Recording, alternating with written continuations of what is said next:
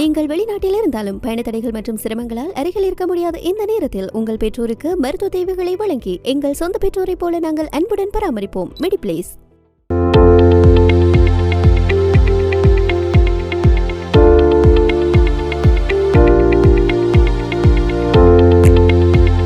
ஸ்ரீ காளி மாதா ஜோதிடம். பிரபல ஜோதிடர் பண்டித் மகாராஜா. தொழில், காதல், திருமணம், குழந்தை பாக்கியம் மற்றும் மந்திர சூனிய பிரச்சனைகளுக்கு நிரந்தர தீர்வு. வணக்கம். செய்தி வீச்சு உங்களை வரவேற்றுக் கொள்கிறது.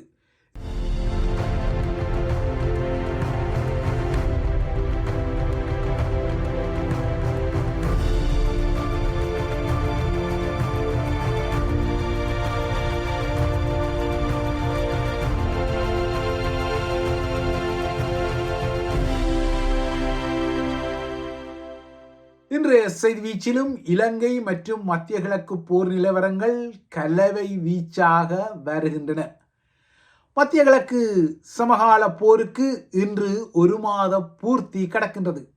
கடந்த மாதம் அயத்துல்லா கெமேனி உட்பட்ட அதிஉயர் ஈரானிய அரசியல் தலைகளும் இராணுவ தலைகளும் கொல்லப்பட்ட நாளான பிப்ரவரி 28 இன்று போலவே ஒரு சனிக்கிழமையாக இருந்த நிலையில் இந்த போரின் ஒரு மாதம் இன்று இன்னொரு சனிக்கிழமையில் கடக்கின்றது. ஆனால் இந்த ஒரு மாத போரின் பூர்த்தி நிலவரங்கள் கூட போரை இன்னமும் தீவிரமாக்கும் வழிவகைகளைத்தான் காட்டுகின்றதே தவிர அதனை தணிக்கும் வகையில் எந்த அறிகுறிகளையும் முறையாக வழங்கவில்லை. இந்த போர் ஆரம்பித்த பின்னர் இப்போது முதன்முறையாக ஏமனில் இருந்து இஸ்ரேலை நோக்கி ஏவுகணைகள் ஏவப்பட்டுள்ளன.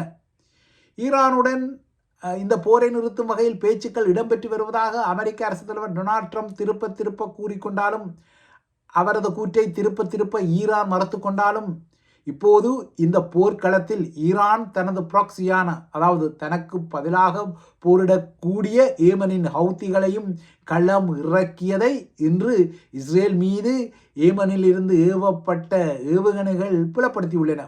ஆகமொத்தம் இந்த போர் இப்போது ஏமனில் இருந்தும் இஸ்ரேலுக்கு சவால்களை உருவாக்கும் ஒரு களத்தை உருவாக்க தலைப்படுகின்றது. ஈரானில் இன்னமும் 3554 இலக்குகள் தாக்குதல் நடத்தப்பட வேண்டிய இலக்குகளாக இருப்பதாக நேற்று குறிப்பிட்ட அமெரிக்க அரசு தலைவர் ட்ரம்ப் அவற்றின் மீதான தாக்குதல்கள் விரைவாக நடத்தப்படும் என குறிப்பிட்டமை அவர் ஈரானுக்கு வழங்கிய ஏப்ரல் 6 என்ற காலக்கெடுவுக்கு இடையில் ஹோர்முஸ் நீரிணை திறக்கப்படாமல் விட்டால் இந்த தாக்குதல்கள் நடக்கும் என்ற எச்சரிக்கைகளை விடுப்பதாக தெரிகின்றது. ஆனால் ட்ரம்ப் இந்த எச்சரிக்கையை விடுத்த அதே நேரத்தில் சவுதி அரேபியாவில் உள்ள அமெரிக்க படைத்தளமான இளவரசர் சுல்தான் விமான படைத்தளத்தின் மீது ஈரான் கடும் ஏவுகணை தாக்குதல்கள் மற்றும் ட்ரோன் தாக்குதல்களை நடத்தியிருக்கிறது. இந்த தாக்குதல்களால் பெரும் சேதங்கள் ஏற்பட்டுள்ளன. இந்த தளத்தில் தரித்து நின்ற அமெரிக்காவின் எரிபொருள் நிரப்பும் விமானங்கள் அழிக்கப்பட்டு அல்லது கடுமையாக சேதமடைந்துள்ளதான செய்திகள் எல்லாம் வந்துள்ளன. இந்த தாக்குதலில் குறைந்தது 10 அமெரிக்க துருப்புக்கள் காயமடைந்துள்ளதாக அமெரிக்க படைய வட்டாரங்கள் ஒத்துக்கொண்டுள்ளன. இவர்களில் 2 ஆபத்தான கட்டத்தில் இருப்பதாகவும் கூறப்படுகின்றது. இந்த மாதம் 1 இதே தளத்தில் நடத்தப்பட்ட தாக்குதலில் அமெரிக்க இராணுவ சார்ஜன் தர அதிகாரி ஒருவர் பலியான நிலையில் மாத இறுதி நெருங்கிய நிலையிலும் நேற்று மீண்டும் இந்த தளம் தாக்குதலுக்குள்ளாக்கப்பட்டுள்ளது. இந்த தளத்தில் தரித்து நின்ற அமெரிக்க வான்கலங்களுக்கு ஏற்பட்ட சேதங்களை செயற்கைக்கோள் படங்களில் மிக தெளிவாகவே காணக்கூடியதாக இருக்கின்றது. இந்த ஒரு மாத போரில் இதுவரை 300க்கும் மேற்பட்ட அமெரிக்க துருப்புக்கள் காயமடைந்ததாக அமெரிக்காவின் மத்திய கட்டளை இராணுவ பிரிவு தெரிவிக்கின்றது. ஆரம்பத்தில் குறிப்பிட்டது போலவே இந்த போர் தீவிரமடையும் என்பதை காட்டும் அறிகுறிகள் இந்த ஒரு மாத பூர்த்தியுடன் மிக தெளிவாகவே தெரிகின்றன. இப்போது இஸ்ரேலிய தலைநகர் டெல் அவீவ் உட்பட்ட இஸ்ரேலின் பல இடங்களில் ஈரானிய ஏவுகணைகள் அதிகமாக விழுந்து வெடிக்கின்றன. நேற்றும் இரவு முதல் இன்று அதிகாலை வரை ஈரானிய ஏவுகணைகளால் இஸ்ரேல் அல்லோலகல்லோலப்பட்டு வருகின்றது. இதுவரை இந்த தாக்குதலில் ஒருவர் கொல்லப்பட்டதான செய்திகள் வந்துள்ளன. ஈரானுக்கு எதிரான தாக்குதல்களை தீவிரப்படுத்தி இந்த போரை ஈரான் மீது விரிவுபடுத்த போவதாக நேற்று இஸ்ரேல் ஒரு அச்சுறுத்தலை விடுத்ததுடன் உடனடியாகவே ஈரானின் அணுசக்தி மையங்கள் மீது தாக்குதலை நடத்தியிருந்தது. இஸ்ரேலை பொறுத்தவரை ஈரான் அணு ஆயுதங்களை செய்யும் இறுதி கட்டத்தில் இருப்பதான அச்சம் அதனை தொடர்ந்தும் துரத்தி வருகின்றது. இதனால் தான் அணு கனநீர் அல்ல என்றால் ஹெவி வாட்டர் என அழைக்கப்படும் அந்த அணு கனநீர் உள்ள இடங்கள் மற்றும் ஜெலோகேக் விழிப்பு செறிவூட்டப்பட்ட யுரேனியம் இருக்கக்கூடிய இடங்கள் என இஸ்ரேல் சந்தேகிக்கும் அணு ஆலைகளை இலக்கு வைத்து அது ஒரு அபாயகரமான தாக்குதல் நடவடிக்கையில் ஈடுபட்டு வருகின்றது. கடந்த சில நாட்களாகவே இந்த தாக்குதல்கள் அணு மின் நிலையங்களை மையப்படுத்தி இஸ்ரேல் நடத்துவது தெரிகின்றது. அதுவும் ஈரானின் ஃபுஷேர் அண்மின் நிலையம் இதுவரை 3 முறை இஸ்ரேலால் தாக்கப்பட்டுள்ளது. இந்த தாக்குதல்களால் அந்த அணு மையங்களிலிருந்து கதிர்வீச்சு அபாயங்கள் எதுவும் வெளிப்படவில்லை என இப்போதைக்கு அனைத்துலக அணுசக்தி முகமை ஆசுவாசப்பட்டு கொண்டாலும் இஸ்ரேலின் இந்த அபாயகரமான ஆட்டம், அதாவது ஈரானிய அணு மையங்கள் மீது குண்டுகளை வீசும் ஆட்டம் தொடர்கின்றது. இந்த நிலையில் அமெரிக்க தரப்பிலும் ட்ரம்ப் சமாதானம் குறித்து சொல்லிக் கொண்டாலும் ஈரானுடனான பேச்சுக்கள் குறித்து பேசிக்கொண்டாலும் போரை விரிவாக்கும் அறிகுறிகள் மிக தெளிவாகவே தெரிகின்றன. மத்திய கிழக்கு கடற்பரப்பில் ஏற்கனவே ஆப்ரஹாம் லிங்கன் மற்றும் உலகின் மிகப்பெரிய விமானந்தாங்கி கலமான ஜெரால்ட் ஃபோர்ட் ஆகியன உள்ள நிலையில் இப்போது ஜார்ஜ் புஷ் விமானந்தாங்கி கப்பலும் மத்திய கிழக்கு பகுதிக்கு அனுப்பப்பட உள்ளதான செய்திகள் வந்துள்ளன. எனினும் ஏற்கனவே அந்த பிராந்தியத்தில் உள்ள 2 அமெரிக்க விமானந்தாங்கி கப்பல்களில் ஒன்று மீளெடுக்கப்பட்டு அதற்கு பதிலாக புஷ் விமானந்தாங்கி அனுப்பப்படுகின்றதா அல்லது அவற்றுக்கும் மேலதிகமாகத்தான் இந்த கலம் அனுப்பப்படுகின்றதா என்பதில் தெளிவான பதில்கள் வரவில்லை. அதாவது டொனால்ட் ட்ரம்ப் ஈரானுடனான ராஜதந்திர பேச்சுவார்த்தைகள் தொடர்வதாக சொல்லிக்கொண்டாலும் இந்த பேச்சுக்கள் தொடர்பான ஆதாரங்கள் துல்லியமாக வெளிவராத நிலையில் இந்த மோதலை மேலும் தீவிரப்படுத்தக்கூடிய சில இராணுவ தெரிவுகள் குறித்து அதே ட்ரம்ப் தீவிரமாக தற்போது ஆலோசனைகளை நடத்தி வருவதாகவும் கூறப்படுகின்றது. இதனால் தான் ஈரானில் இன்னமும் 3554 இலக்குகள் தாக்கப்பட வேண்டியுள்ளதாக நேற்று அவர் குறிப்பிட்டிருக்கக்கூடும். இந்த பின்னணியில் அமெரிக்காவின் 82வது வான்வழி தரையிறக்க பிரிவை, அதாவது ஏர்போன் டிவிஷனை 1000 துருப்புக்களுடனும் இதேபோல மரைன் எனப்படும் ஈரூடக துருப்புக்களையும் அப்பகுதிக்கு அனுப்புவதற்கு அமெரிக்க படைத்தரப்பு முடிவு செய்து அதனை அனுப்பியும் வருகின்றது. USS Tripoli, USS new Orleans ஆகிய போர்க்கலங்கள் 31வது மரைன் எக்ஸ்பெடிஷனரி யூனிட் உட்பட்ட 2200 ஈரூடக துருப்புக்களுடன் நேற்று வளைகுடா கடற்பரப்புக்குள் பிரவேசித்திருப்பதாக தெரிகின்றது. லிமா கம்பெனியைச் சேர்ந்த மரைன் துருப்புக்களுடன் சென்றுள்ள இந்த அம்பிபிஎஸ் எனப்படும் கடல் மற்றும் தரைவழி தாக்குதல் கலங்கள் ட்ரிப்போலியை மையப்படுத்தி செல்கின்றன. ட்ரிப்போலியில் F-35B ஸ்டீல் போர் விமானங்கள் மற்றும் MV-22 ஆஸ்ப்ரே வான்கலங்கள், துருப்புக்களை கடற்கரைகளில் தரையிறக்கும் தரையிறங்கு கலங்கள் ஆகியன இருப்பது குறிப்பிடத்தக்க விடயம். இவற்றில் உள்ள ஆஸ்ப்ரே கலங்கள் உலங்கு வானூர்திகள் போலவும் விமானங்கள் போலவும் செயற்படக்கூடிய வான்கலங்கள் என்பதும் நீங்கள் அறியக்கூடிய விடயங்கள். இவற்றுக்கு அப்பால் ஜப்பானை தளமாக கொண்ட இன்னொரு அம்பிபிஎஸ் கலமான USS சாண்டியாகோவும் இந்த கலங்களை தொடர உள்ளதாக கருதப்படும் நிலையில் ஏப்ரல் 6க்கு இடையில் ஹோர்மோஸ் நீரிணையை ஈரான் திறக்காமல் போனால் ஈரானின் முக்கிய எண்ணெய் ஏற்றுமதி மையமான கார்க் தீவை கைப்பற்றுவதற்கு அமெரிக்கா கடல்வழி மற்றும் வான்வழியான தரையிறக்கங்கள் மூலமாக முயற்சிக்கக்கூடும் என்ற செய்திகளுக்கும் வலு இருக்கக்கூடும். குறிப்பாக அமெரிக்க வான்வழி தரையிறக்க பிரிவும் மரைன்களும் இணைந்து ஈரானின் கார்க் தீவு, ஹோர்மூஸ் நீரிணைக்கு அருகிலுள்ள கடற்கரை பகுதி, இல்லையென்றால் பாரசீக வளைகுடாவில் உள்ள ஈரானிய தீவுகளில் ஒரு நடவடிக்கையை எடுக்கலாம் என்ற ஊகங்கள் வலுப்படுகின்றன. ட்ரம்பை பொறுத்தவரை அவர் எதிர்பாராத விதமாக தாக்குதல்களை நடத்துவதில் பெயர் பெற்றவர் என்பது நீங்கள் அறிந்த விடயம். இதனால் ஏப்ரல் 6க்கு பின்னர் ஈரானிடம் அவர் பமுவாரா அல்லது ஈரான் மீது பாய்வாரா என்பது துல்லியமாக தெரியவில்லை. என்னால் ட்ரம்ப் ஒரு ஒற்றை போக்கு மனிதராக எந்த வேளையிலும் தனது முடிவுகளை மாற்றக்கூடியவராக கடந்த காலத்தில் பல ஆதாரங்களை வழங்கிய விடயமும் நீங்கள் அறியக்கூடிய விடயங்கள். உலகின் 20% எண்ணெய் மற்றும் எரிவாயு கடந்து செல்லும் ஹோர்மூஸ் நீரிணையை எப்படியும் திறந்தே ஆக வேண்டும் என்ற நிலை தற்போது அவசியமாக உள்ளது. இந்த நீரிணையால் இந்தியா மற்றும் பாகிஸ்தானை நோக்கி செல்லும் கப்பல்கள் உட்பட்ட சில எண்ணெய் தாங்கி கப்பல்களை ஈரான் கடந்து செல்ல அனுமதித்தாலும் இந்த முக்கிய நீர்வழிப்பாதை மீதான தனது பிடியை ஈரான் இன்னமும் தக்க வைத்துக் கொண்டுள்ளது. அது இப்போது இந்த நீரிணையை கடக்கும் கப்பல்களிடம் கப்பங்களையும் வசூலித்து வருகின்றது. அந்த வகையில் இந்த நீர்வழியால் பாதுகாப்பான பயணத்தை செய்வதற்காக ஒரு எண்ணெய் தாங்கி நிறுவனம் ஈரானுக்கு $2 மில்லியன் செலுத்தியதான செய்திகளும் தற்போது வந்திருக்கின்றன. ஹோர்மூஸுக்கு போர்க்கப்பல்களை அனுப்புமாறு தனது நட்பு நாடுகளை அமெரிக்க அரசு தலைவர் வலியுறுத்தி கொண்டாலும் அதற்கு பலனளிக்கவில்லை என்பதால் இப்போது அவர் தனது முக்கியமான துருப்புச் சீட்டாக அமெரிக்காவின் மரைன் மற்றும் ஏர்போன் டிவிஷன்களை நம்புவதாக தெரிகின்றது. இந்த நிலையில் இனிமேல் நேட்டோ நாடுகளை பாதுகாப்பதற்காக அமெரிக்கா தனது செலவீனங்களை அதிகமாக செய்ய போவதில்லை எனவும் அதனை குறைக்கும் எனவும் ட்ரம்ப் நேற்று நேட்டோ நாடுகளுக்கும் ஒரு எச்சரிக்கையை விடுத்திருக்கின்றார். இதன் பின்னர் தான் அவர் அமெரிக்க மரைன் கார்ப்ஸை நம்பியுள்ள விடயங்களும் துல்லியமாக வருகின்றன.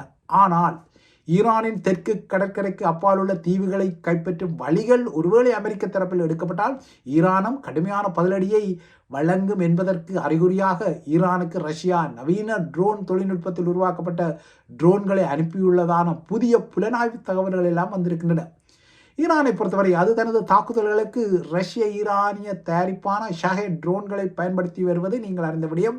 2022ஆம் ஆண்டில் உக்ரைன் மீதான ரஷ்ய படையெடுப்புக்கு பின்னர் ரஷ்யாவுக்கு தேவைப்படும் என்பதற்காக ஈரானின் ஷாஹெட் ட்ரோன் தொழில்நுட்பத்துக்காக ரஷ்யாவும் ஈரானும் $1.7 பில்லியன் ஒப்பந்தத்தை செய்திருந்தன. இதுவும் நீங்கள் அறியக்கூடிய ஒரு விடயம். இந்த ஒப்பந்தத்தின் ஊடாக ஈரானில் ட்ரோன்கள் உருவாக்கப்படுவதற்கு ரஷ்யா நிதி அளித்தது. அதன் அடிப்படையில் ஷாஹெட் ட்ரோன்கள் உருவாக்கப்பட்டன. ரஷ்யாவால் உக்ரைனிய போரில் இந்த ட்ரோன்கள் அதிகம் பயன்படுத்தப்பட்டன. அதன் பின்னர் ஈரானிய ட்ரோன்களை ரஷ்யாவில் உருவாக்கும் வகையில் நகர்வுகள் வந்தன. இந்த ட்ரோன்களை தயாரிக்க அமெரிக்க பெண்கள் உட்பட்ட அதிக வெளிநாட்டு தொழிலாளர்களையும் ரஷ்யா பணிக்கு எடுத்ததான குற்றச்சாட்டுகள் எல்லாம் வந்திருந்தன. இப்போது ஈரானின் ஷாஹெட்டின் நவீன ட்ரோன்களை ரஷ்யா உருவாக்குகின்றது. ரஷ்யா அவற்றை ஈரானுக்கு வழங்குவதாகவும் குறிப்பிடப்படுகின்றது.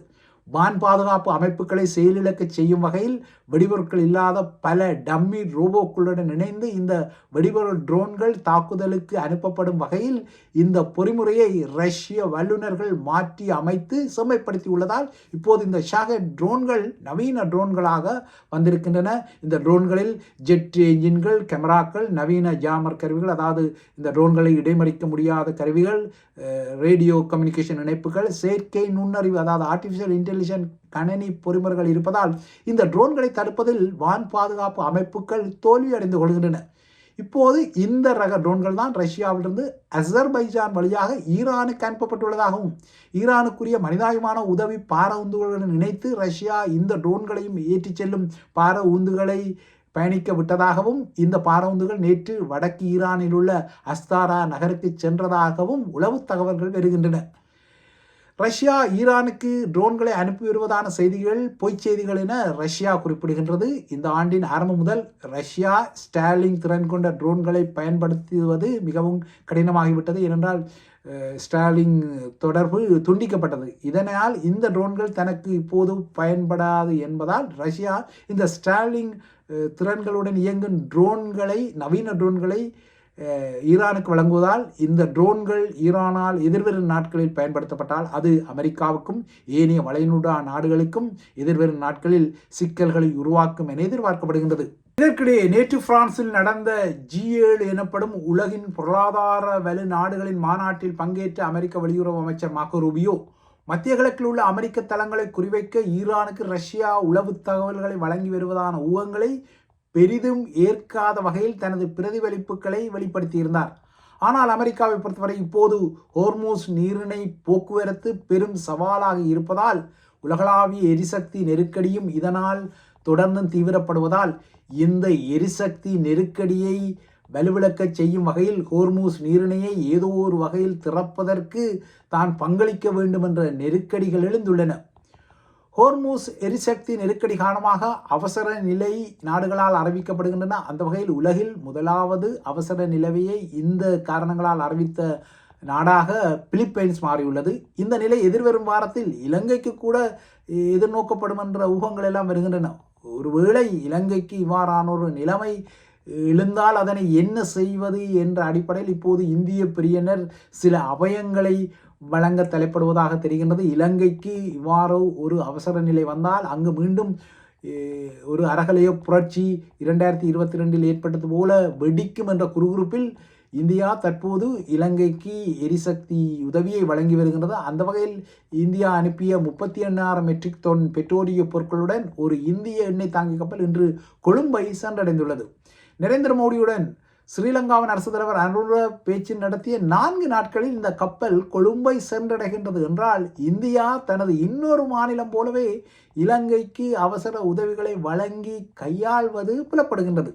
ஆக மொத்தம் ஸ்ரீலங்கா இந்தியாவிடம் கோரிய அவசர எரிபொருள் கோரிக்கை ஓரளவு பலனளிக்க தலைப்படுகின்றது. எனினும் எதிர்வரும் ஜூன் மாதத்துக்கு பின்னர் எல்னினோ பருவநிலை மாற்றம் இலங்கையை தாக்கிக் கொள்ளும் என்பதால் ஜூலை மற்றும் ஆகஸ்ட் மாதங்களில் இலங்கை கடுமையான வறட்சி நிலையை எதிர்கொள்ளக்கூடும் என்ற முன்னெச்சரிக்கைகள் ஏற்கனவே வந்துவிட்டன.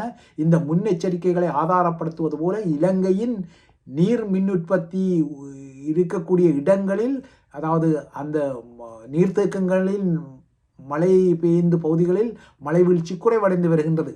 நாட்டின் தற்போதைய வறண்ட காலநிலை காரணமாக இந்த மின் உற்பத்திக்குரிய நீர்த்தேக்கங்களாக உள்ள விக்டோரியா, கொத்மலை, ரந்தனிகல, காசல்ரி, மௌசாகல, ரந்தம்பே, சமநிலவேவா ஆகிய நீர்த்தேக்கங்களின் நீர் இந்த பகுதிகளில் ஏற்கனவே சொல்லப்பட்டது போல மழை குறைவடைவதால் வாரங்களில் மின் உற்பத்திக்கும் சவால் எழும் என்ற எச்சரிக்கைகள் தொடர்கின்றன. இதேபோல தரமற்ற நிலக்கரி இறக்குமதியால் ஸ்ரீலங்காவின் மிகப்பெரிய அனல் மின் உற்பத்தி நிலையமான நுரைச்சேலையில் உள்ள லக் விஜயவின் உற்பத்தியும் பாதிக்கப்பட்டுள்ளதால் இலங்கைக்குரிய எரிசக்தி நெருக்கடிகள் தொடரத்தான் செய்கின்றன. இதற்குடைய தனது ஹோர்முஸ் பிடி உலகில் சீற்றத்தை உருவாக்குவதை அறிந்த ஈரானும் முக்கியமான மனிதாபிமான உதவிகள் மற்றும் விவசாய பொருட்கள் இந்த நீர்வழியாக செல்வதற்கு தான் அனுமதிப்பதாக நேற்று ஐநா மனித உரிமை பேரவையில் அது அறிவித்திருக்கின்றது.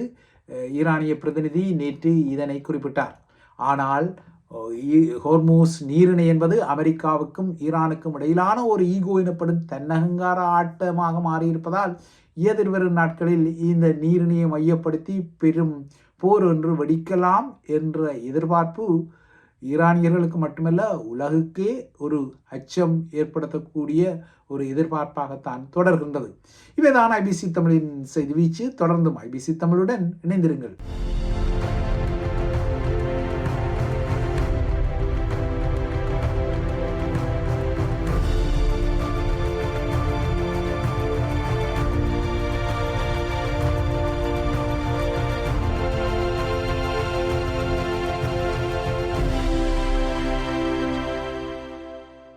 ஸ்ரீ காளிமாதா ஜோதிடம் பிரபல ஜோதிடர் பண்டித் மகாராஜா. தொழில், காதல், திருமணம், குழந்தை பாக்கியம் மற்றும் மந்திர சூனிய பிரச்சினைகளுக்கு நிரந்தர தீர்வு.